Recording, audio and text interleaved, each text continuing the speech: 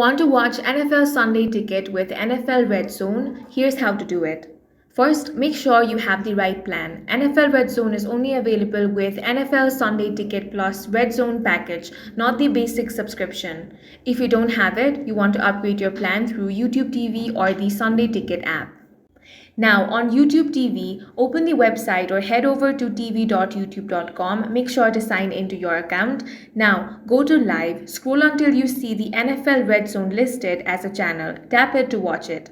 On the Sunday Ticket app, open it on your phone or tablet or any streaming device. From the home screen, look for the Red Zone title alongside your game streams. Select it to start watching. Keep in mind that Red Zone is only live on Sundays during early and late game windows, so you won't see it outside of that schedule. And that's all for this video. If you found it useful, make sure to hit the like button and subscribe for more videos like this.